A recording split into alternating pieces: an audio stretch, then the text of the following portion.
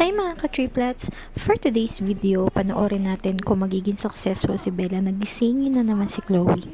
Kung maaalala nyo, meron na tayong video kung saan ginigising ni Bella si Chloe pero hindi niya magising kahit ano pang gawin niya.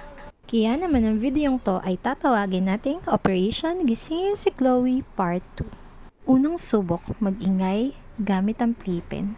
Hindi ko alam ang tawag dyan, basta nasa playpen yun. Huwag subok, hawakan ang damit ni Chloe. Pero hindi nagising si Chloe. Ikatlong subok, hawakan ang tenga at ang hikaw ni Chloe. Huy, Bella, tama na. Patulugin mo na si Chloe.